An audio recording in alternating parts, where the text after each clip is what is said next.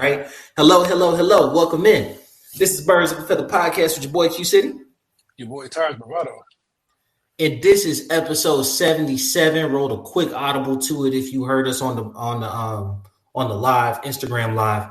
This episode we are actually gonna call the blame game, right?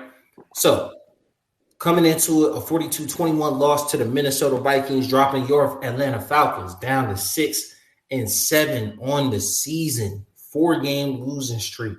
And the title of the episode changed strictly based off a press conference. I've been pretty clear. And I make strong statements and I stand by them 100% of the time. Early in the season, if you've been listening to ATL or if you've been listening to our picks, I was like, the Jets got a bad defense. And it sounded crazy, but really, once we refined it down, it was really just the Jets defense didn't match the offense that they said they wanted to run. I make strong statements all the time. I think Will Levis is trash. I've been said that. My strong statement on this, that statement by Kirk Cousins, in my mind, was justification to start Michael Penix for the rest of the season. And I 100% stand by that. Like, that's not the type of leader that you want.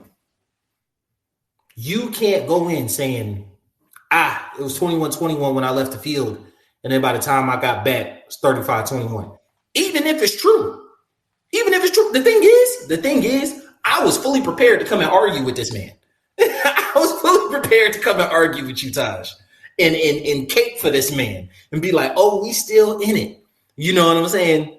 But after I heard that, oh, nah, bro. You good. You got it. I'm good on Cousins, bro.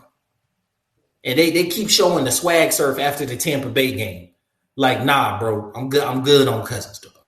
But Taj, what did you see on this game, bro?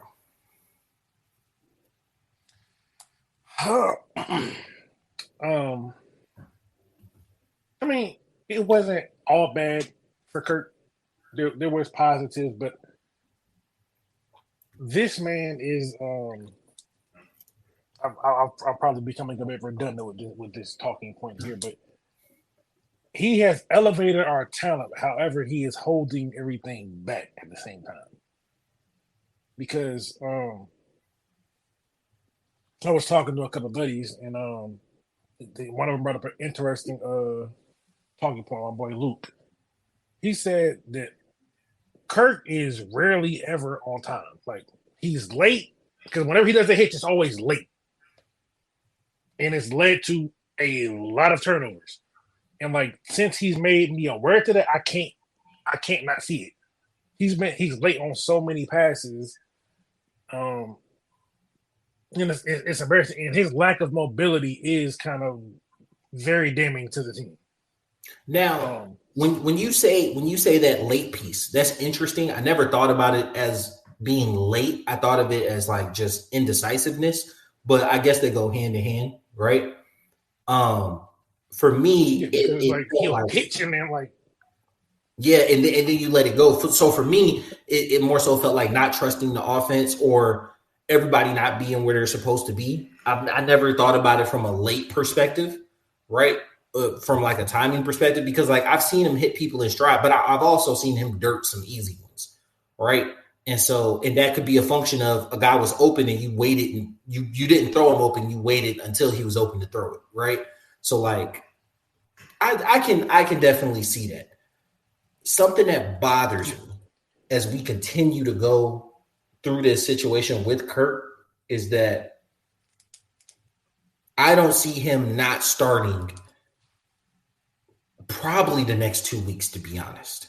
Oh yeah, he's going to start this week because Raheem is caping for him, and the only reason they're caping for him is because it has to work this season because they paid him all this damn money. Basically, I don't think people really understand that, right? So like, people keep saying, $90 million. Like, his actual cash is $90 million, right? What Kirk Cousins means to your cap, if you were to cut him after this year, you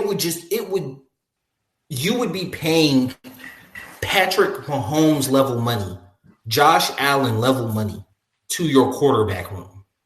Because if you cut Kirk Cousins, you still have to get a veteran backup quarterback for anywhere between $5 to $10 million.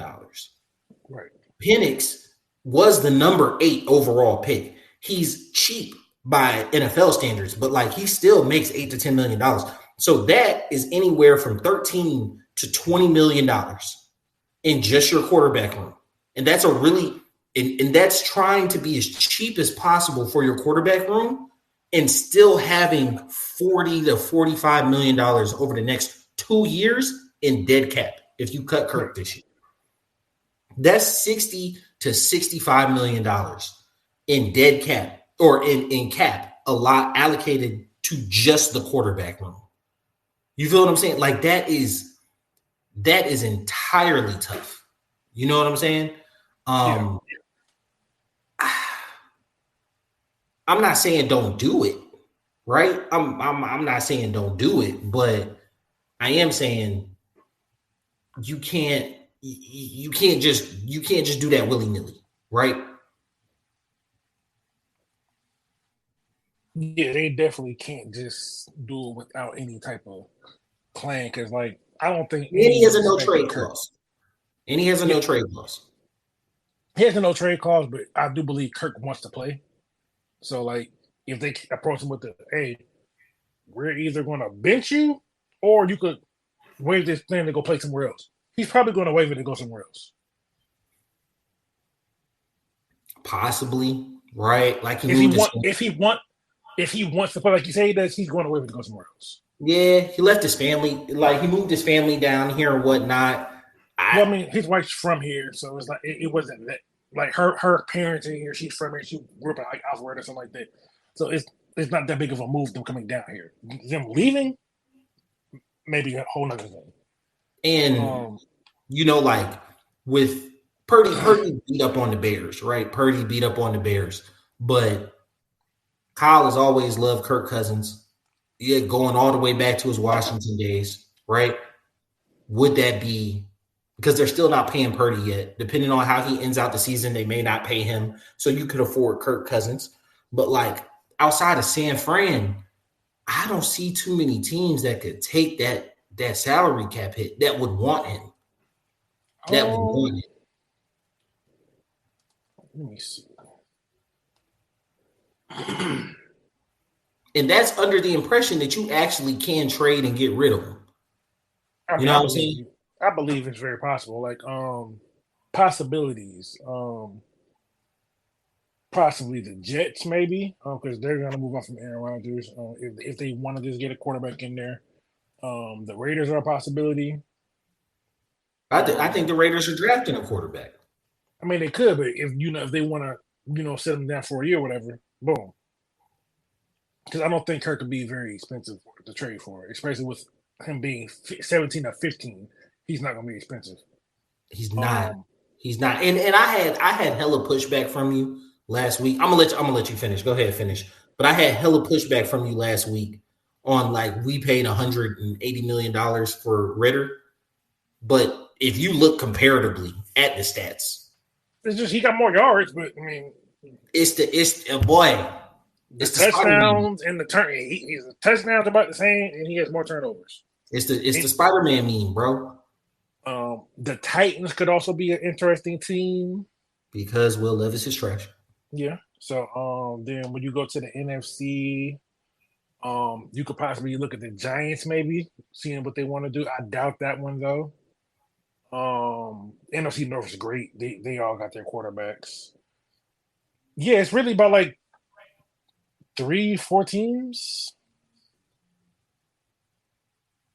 And then, he knows the Shanahan system fairly well, depending on which coaches go where, you know what I'm saying? There's usually on average 6 head coaching vacancies in a coaching cycle. We already got the Bears, right? You already got the Bears, you already got the Jets. Yeah. So there may be 4 more. I can't think of them off the top of my head right now. The Jaguars is probably one of them. Jazz probably gonna be one. Oh, the Saints. Saints. There it goes. So that's 4 right there, and it's an average of 6. Might get 4, might get 4, might get 5, but either way, depending on who fills those vacancies, they may be looking for Kurt. Overall, I don't. This sounds crazy after saying what I was saying about like letting Penix start or whatnot. I don't want to get rid of him strictly for the cap implications. No, I would rather him just be in the room or whatever. But I mean, if he don't want to be here, he don't want to be here. Yeah, I have been in situations where my presence wasn't going to be healthy for the team because of who I was, right? So that's facts. I'm the man, I'm the guy, I know everything, and then they elevate someone over me. Well, now I'm not going to be helpful to the team. I think that's kind of like part of what went on with the Giants and Daniel Jones, why he just went to request to be released because, like, they had this man being a scout team safety. I'm not helpful to the team. Like, I don't have an attitude. Jesus ain't worked on me enough to get there. You know what I'm saying? Like, he know my heart. He's still putting into it. I ain't good enough person to just take it lying down. You know what I'm saying? So, like, hey man, I'm thoroughly disgusted by the showing that we had in the game. So let's get to the game. Kirk Cousins, 23 for 37, 344, 2 interceptions. Sam Darnold only threw for 3 more yards than Kirk Cousins. And 5 more touchdowns and 2 less interceptions. That's bananas, dog. Like, that's bananas, G. He threw for 3 more yards. And, like, 4 of those touchdowns were, like, just – or 2 of them really was just busted coverage type joints, right? So we talked about this on the live. You guys join the live because we be killing it on the live, bro. But what's his name? D. Alford had statistically. I seen the stat line today. That shit's insane. He had a 158.3 passing grade against. For y'all that don't know, that's a perfect rating. He statistically had the worst game in NFL history as a corner. That is not an exaggeration. 7 for 7, 4 touchdowns and like 130 or 40 yards. He, like, statistically, if you look, he had the worst. And, like, as a fan, you're like, oh, he's getting toasted. Oh, he's having a bad game. He had the worst game in NFL history. See, he wasn't toasted because, I like a little toast. Toast is edible. That was burnt to a crisp. Yeah. Now, 2 of them. Let's get into it. Let's get into it because context. Okay. That's what we do. So I'm going to go on the second major one, the one the Jettas. Because all 22 come out in the discourse on Twitter, and I've seen people trying to put it on Jesse Bates. He yelled at Jesse. After the play. But the thing is like when I'm looking at it, is if Jesse didn't react the way he reacted, then there was someone open on the other side. Because he took the crossover and the dude was going over. If Darnold just looks over there, he's going to throw it right over AJ's head and the dude could take over and run it. So either way it goes, it was bad. But, like, I don't understand exactly what the coverage was, but it looked like a 3 deep. So, D. Offer, why the hell weren't you deep? Yeah, Justin closed that space quick. Yeah, and then I don't think I've ever seen a DB panic that much open space. Yeah, he did. He just and it fell. I tried to shoot him some bail, right? Because he did yell at Jesse right after. So for you guys who, just like not talking to you like stupid or whatnot, just technically sound, right? And when you're having deep thirds, right? You want your outside ones to get back as far as possible, right? Keep everything in front of you. And then either you're strong or free, take the middle. Justin Simmons has been getting torched. We got to talk about it. We're going to get to it. But Justin Simmons has been bad in coverage. You know what I'm saying? Like, the Broncos are looking smart for letting him go. So what I perceived on that play was Jesse was sort of in a robber coverage rather than a deep third coverage, right? He was kind of playing middle field. He guessed, and as the corner getting back, he assumed that Jesse was going to be in the middle of the field and that Jettas wouldn't run toward the middle of the field with Jesse there and would take a post corner route, right? First off, Justin Jefferson is an elite receiver. He closed that space immediately. And then, like you said, he panicked, bro. He did. He panicked. He lost his feet. I guess in his mind, he was like, he's going to run a corner. I'm supposed to be deep third. Let me get back toward the pylon. And then he saw, oh, shit, nobody's in the middle of the field. And tried to turn around and fix it. It looked bad. It looked bad. It looked like a breakdown in coverage, very similar to the Lions game last year, right? And so I struggled really putting that one on fully on him, but it did. You're right. It looked terrible. But like I also feel like because it was a 6-man coverage, like they had him. Darnold really just made a great play because the pressure was there. He escaped both touchdowns. So here's the crazy part. I don't know what happens to our back end during blitz or pressure situations. Like, I don't know if we're not finding people, we're not sticking people. It depends on what the coverage is, but like typically you want them to plaster in those situations. Yeah. 2 touchdowns came off of Darnold being heavily pressured. Well, okay, the first one's a little more forgivable than the second one. Because like he got hit, the ball got hit, and the ball kind of died, and they just kind of it worked out in his favor because they lost the ball because the ball went short. Mm-hmm. Dude came up under it. Mike Hughes or whoever it was out there, like, where's the ball? Oh shit, damn. And he went around, touchdown, right? Like that's tough. There's nothing you can really do there. I can't really put that on you, right?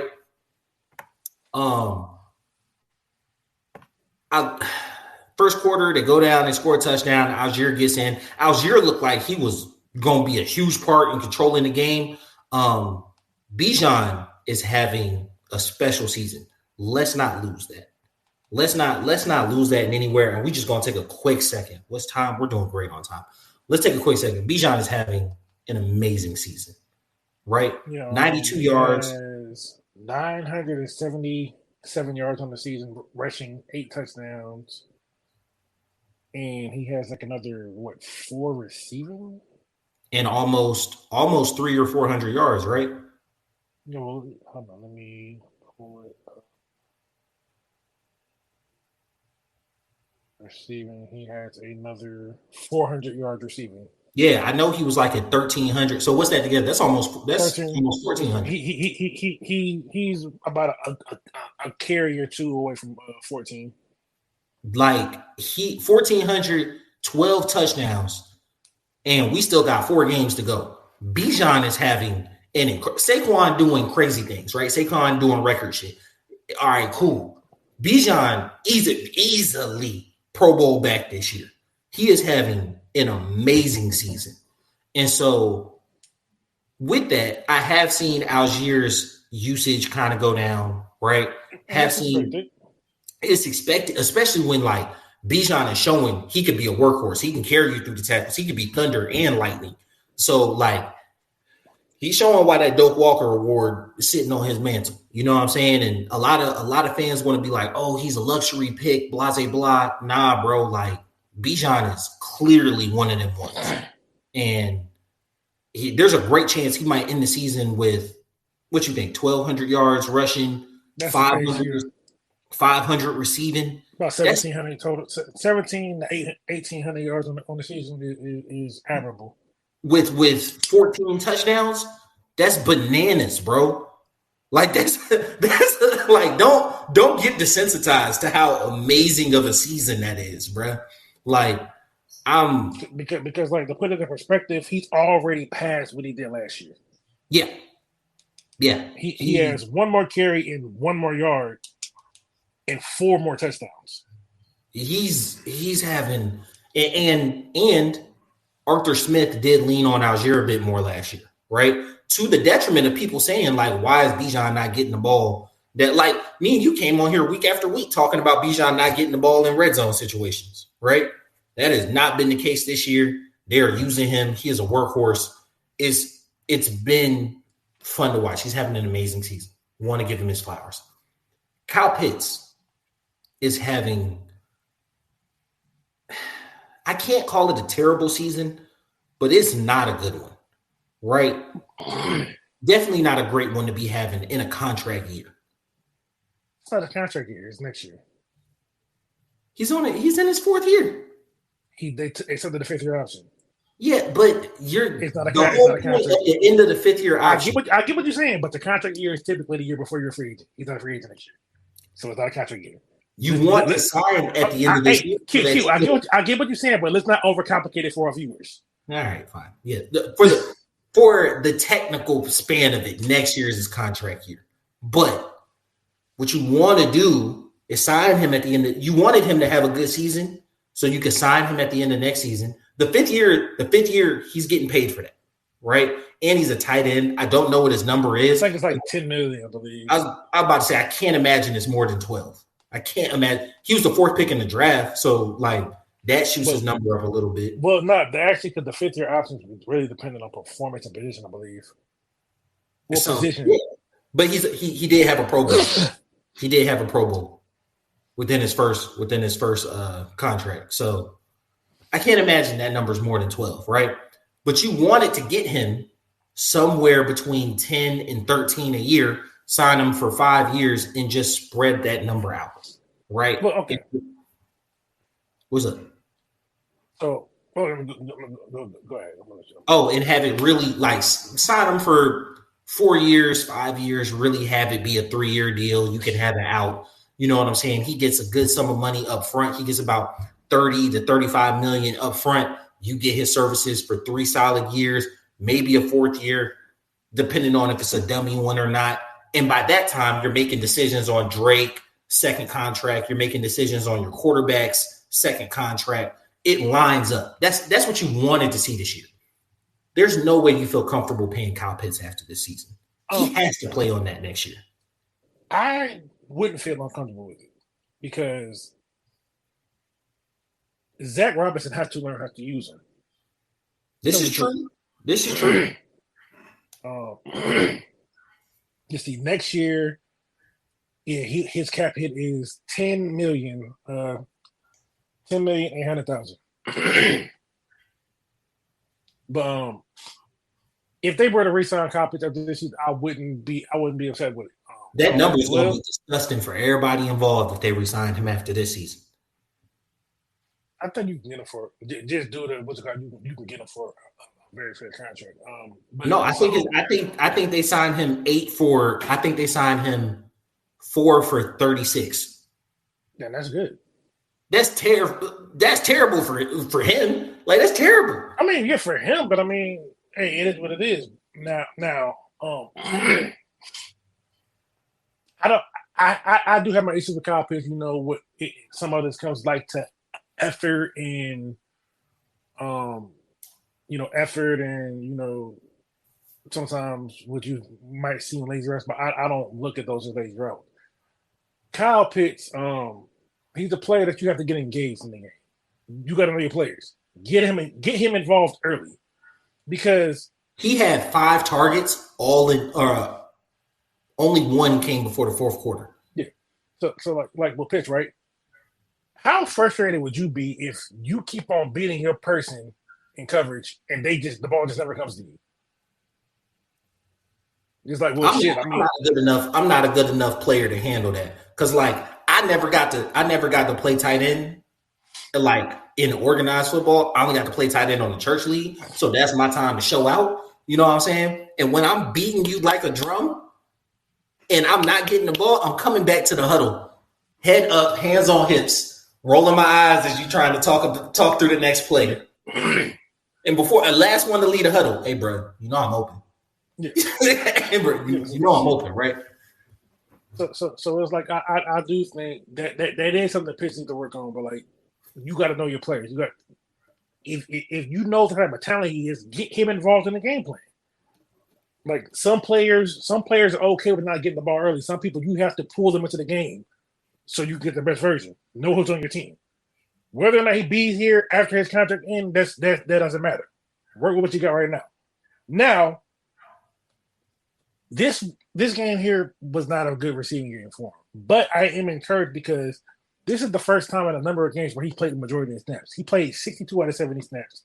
And he was blocking very, very well. Super engaged blocking. So he was engaged in the run game. Because like I'm seeing the clips, he was active. He was hitting his marks. There was even a touchdown. Bijan ran right off of him. Like what I saw from him in the run game was very encouraging. And I like the fact that I think this is the first time since like week 1 that we've seen 2 tight ends on the field. Yeah. 12 personnel has been just a mystery this season. Yeah, so I like that. Especially considering our quarterback has been so turnover prone. The idea of putting in big personnel, running off either side, or really honing in on your play action by having 2 tight ends on the field. I don't know why we haven't gone back to it. But one of the things that you said coming into the season is that they love running 11 personnel and then making everything look the same off of that. Like, that's a staple of this offense, right? And so, like, it is a little foreign to running with 2 tight ends on the field. No, yeah, and that is true. However, but, like, one thing I was not a big fan of is, like, constantly swapping out Kyle Pitts and Warner. It's a tell. Because if Kyle Pitts ain't on the field, they're running. So you have to run the ball with Kyle Pitts on the field to make them not be able to load up because Kyle Pitts on the field, they're probably gonna pass. Now I will say up until it got out of hand, up until the third quarter, with the fumble and whatnot, our ratio on run to pass was like 52-48. Yeah, I'm happy with the offense is giving us. Like, is this the turnover and then speaking of penalties, this was a nasty game. This was the most stat. We were the most penalized. We gave up the most yards and penalties to any team in the league on Sunday.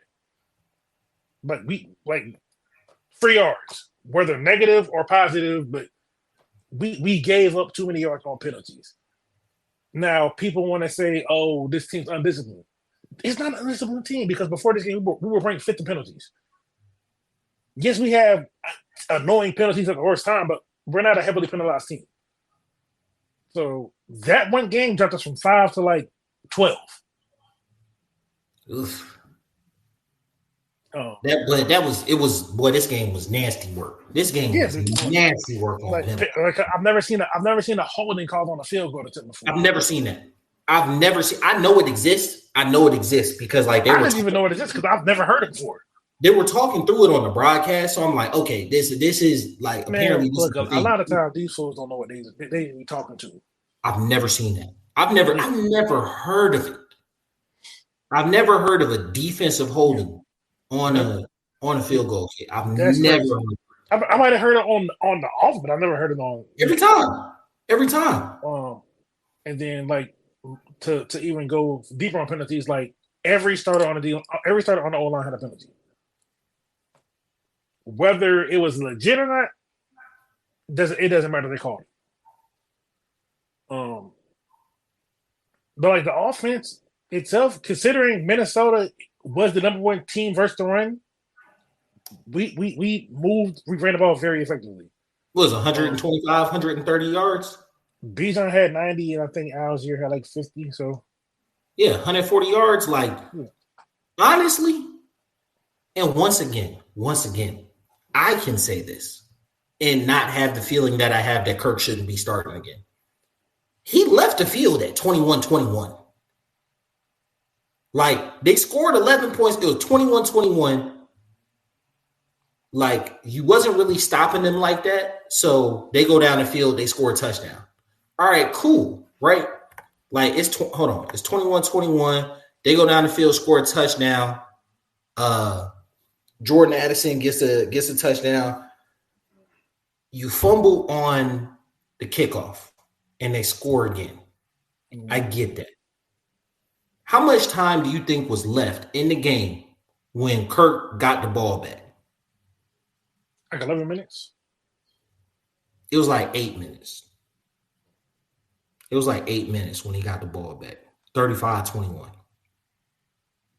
I thought it was 11, but it was like 8 minutes, right?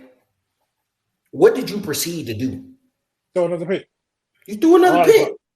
So I can't hear about, bro, I can't hear about, oh, it's 21-21 when I left the field. I don't care, bro.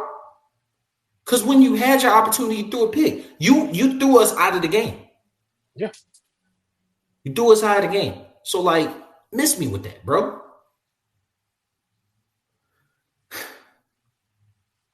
If I'm being honest, my hopes for this team are starting to diminish to the point to where I'm cool with starting Penix for the rest of the year, because if we go into the playoffs with this team, we're ransacked in round one. Oh, but okay, so I might be on my own, but it's like I don't care ransacked. I want to go to the playoffs. Like we ain't been to the playoffs since 2017. I get that. It's been 7 years. And Styles make fights. I don't care if we go in there and get slaughtered. I'm happy that it's progress. We made it.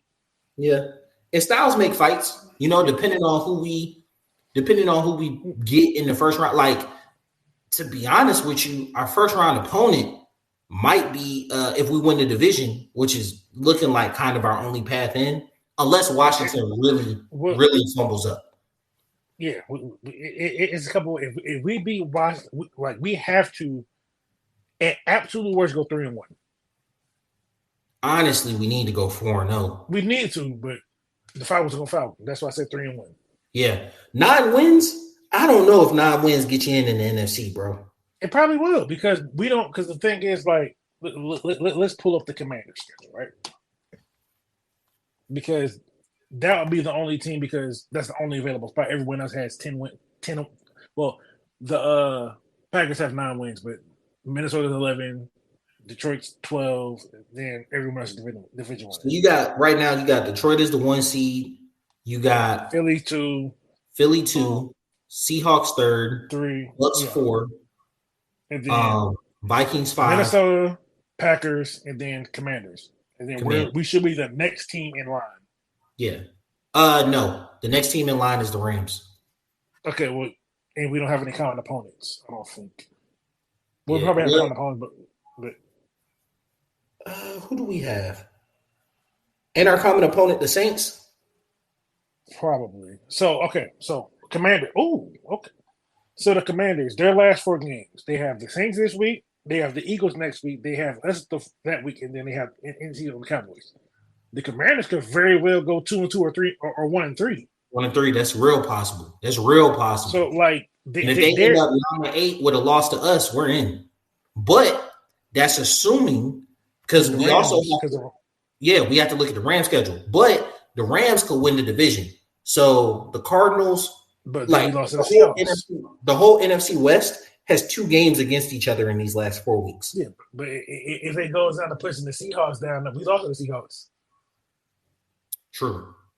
True. And that means the Seahawks only need to win 1 more game and they're in over us. That's why I'm saying, like, we really gotta win out. You know what I'm saying? Like, to still have hope. I really feel like that we should, because it's like it's gonna be a Falcons thing to do. We're going to win enough games to be like, oh, we finished the season strong. I think we have the ability to end the season, and strongly I believe this. We have the ability to end the season 7-10 or 10-7. Like, we have the ability to lose to the Raiders Monday night, start Penix the other 3 games of the season, and just focus on his growth and development. And if we lose those games, cool. If we don't, cool. And we end the season 7-10. Or we have the ability to win Monday night, Kirk goes out. Here's the thing that I know for a fact in my soul, bro. The Raiders are so bad that Kirk can have another terrible game. We still win that game, and he's starting for us the next week. If he has another bad game, like win or not, they're like, because like Raheem, I get it. It's the financial investment, but at some point, hey, look, businesses take losses. Sometimes you got to take that loss on the chin and just keep it going. I think. All right, so let's get into next week versus the Raiders, right? So if we're looking at the Raiders, the Las Vegas Raiders, who are clearly in the Shedeur Sanders sweepstakes. It's not tampering, but god dang, it's close, bro. I don't know if you saw the video. Dion was at some, and he was like, Sanders boys. I said, God. Yeah, he was like, where he at? I'm just like, like it ain't tampering, but Jesus, like because I've also seen something from another podcast where dude pretty much said that Dion's not letting him go to New York. He's not letting Shedeur go to New York. So. Nah. So the Raiders are currently on a 9-game losing streak, right? Baker had 2 interceptions and a fumble, and they still won by 15 points, right? Like everybody think, they played the Chiefs tough. It was just a miss kick. The Chiefs play everybody close. They lost by almost. They lost by 10 points to Denver. They lost by 15 to the Dolphins. They lost by 20 damn near to the Bengals. They lost by 21 to the Steelers. They are on just a historically bad run right now. The Raiders are a bad team, right? There's a world in which Kirk has a game where he has another 2 turnovers and 1 touchdown, first touchdown that he's thrown in a month, and we win that game by 12 points. Right? Koo was able to knock down some kicks. We didn't give him no shout out, no props when we was going over the game. Koo was making his kicks, right? 2 field goals. Good shit, bro. But back to the Raiders. There's a world we could win that game by like 12 points. And I promise you on everything I love, Kirk will be starting the next week. Yeah. Because until we're out of it, he's gonna be the quarterback. Until we're truly well and good out of it, he's gonna be the quarterback. Yeah, whether he puts it up or whatever, but yeah. And so like let's go through the remaining part of our schedule. Usually, guys, I know I get. What's up? Kirk ain't threw a touchdown since the election. I'm gonna let that go. I'm gonna let that go. I'm gonna let that go. Yeah. He threw a touchdown still. Yeah. It's crazy how that happened. Wow. I'm just saying that just pissed me off. I ain't gonna lie. I'm smiling, but I'm very upset. Like that's crazy work, bro. That's crazy work. And for reference, the election was November 5th. Like his last touchdown was November 3rd. When I tell you, bro, like I usually don't like playing that game as well. But truly, if you take out the Tampa games, Kirk has had a terrible fucking season, bro. Them Tampa games is the only thing holding you up right now. Because he's been average as everyone else. Like, so here's the thing. The Raiders are absolutely terrible. The Giants are also absolutely terrible. So there's a world where we're 8-7 in 2 weeks, right? The Commanders is a super tough game. The Panthers is now a hard game. We have to accept that. Yeah, the Panthers playing good football. Huh? They've been playing good football. Yeah, the Panthers is now like this is a real team. This is going to be a hard game. There's a world we can go 2-2 down the stretch, right? In the season 8-9. I have us going 10-7 on the season, so I want us to 4-game win streak. But I think realistically, 3-1. Where does that put us? We do not control our destiny anymore. We're fully on the helm of everybody else. Now, it depends on who those losses are to. Losing to the Raiders actually doesn't kill us, right? I know it will make everybody feel bad, but losing to the Raiders doesn't actually kill us. Yeah, I think it's fork at that point. Losing to the Commanders ends our season. Crazily enough, losing to the Panthers doesn't actually kill us. So, like, if we were to win 3 games and then lose to the Panthers, yes, it's another NFC. Yes, it's a division loss. Yes, it's an NFC loss. The Buccaneers can't have a better division record than us. It's not possible, right? So they would have to lose. That's the thing. They would need to lose a game. They are one. Hold on, my fault. Like the ideal situation for Tampa to lose, I don't know, like out of the next 3 games, for Tampa to drop 2 of them and us to win. If they go 1-2 and we go 2-1, we're in, because week 18 don't matter. Oh, they can have a better record than us. Yeah, they can have a better record than us. But we're going to be on the tiebreakers. We beat them on the tiebreakers, but they can have a better division record than us. They can? Yeah. So they can. Oh no! They can be 4. They can be 4-2. They can be 4-2. That's the best they can do. Yeah. Never mind. They can be 4-2. Yeah, because what are we? We only got 1 division loss. Yeah, we're 4-1. So and we swept them. So yeah, all we got to do theoretically is if they go 1-2. I mean 2-1. 1-2, and we go 2-1. I think because we have the same record, or we'll be 1 up at that point. Yeah, we'll be 1 up if that happens. If we can get it to where we're up 1 game, week 18 doesn't matter. It doesn't. They have these next 3 games are especially important. They have the Chargers, which is a tough game. They have the Cowboys, which is a tough game. Okay, because they're playing tough, and they're fighting for pride at this point. Yeah, and that's dangerous. So like, there's a world where the Bucs could lose both of those games, right? There's a world where that could happen. Yeah, and then they end the season with Panthers and Saints. But I hate being in this position where we're hoping against hope for somebody else's team. I mean, hey, it is what it is. But like, if we can get them to drop 2 in a row and we go 2-0, the Raiders has to happen. The Giants has to happen. Yeah, those have. If they drop both of those, and I think if they drop both of those and we win both of ours, I think that's it, ain't it?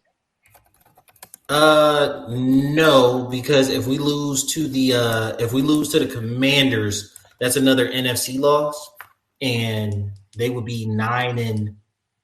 But it's like we own tiebreakers over there for the division though, because it's going to go divisional record first, tiebreakers, and then the other shit. Yeah. So if they were to win versus the Panthers, then they would be 8-7, or they'd be 8-8. And if we were to win 2, and lose 1, we'd be 8-8. Yeah, nah. Honestly, if we win the next 2 games and they lose the next 2 games, that's it. So because if they go 7-8 and we go 8-7, even we still need 3 wins, but this is ugly. It's close. It's close. Right, like it's not a great place to be.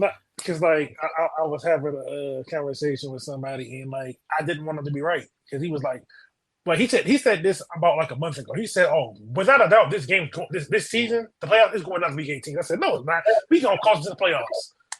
Yeah, about that. He said it a month ago. Hey, boy, that nigga need to be giving out lottery numbers, bro. Like straight, you need to be giving out lottery numbers, bro. You wasting talent. Like, all right, real quick, because I do this, but we got sidetracked. Giving out the Raiders coaching staff. You got Antonio Pierce, obviously head coach, former player. He's been on a couple coaching staffs, but mainly he was on John Gruden's staff. You got Marvin Lewis, longtime head coach. I didn't know he was there. Yeah, he's just like a assistant head coach. He doesn't have like a true position. Interim offensive coordinator, Scott Turner. Ain't that Norv Turner's son? Yes. So they're gonna try to run the ball. They have Their run game is horrible. Huh? Their run game is horrible. Yeah, they're gonna try to run the ball. They have by far the best rookie of this class. Brock Bowers, UGA alum, is a dog, bro. Like that man is something different. You understand me? Like he's top 5. He's top 5 in receiving yards.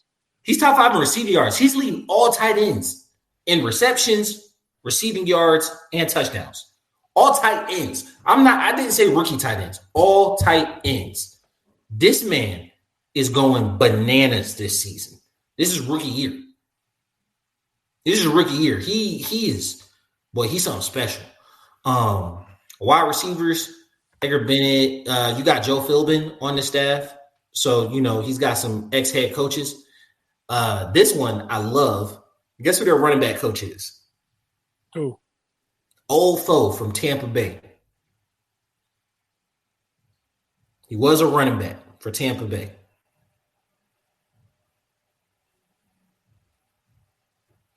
Had a very, very peculiar nickname.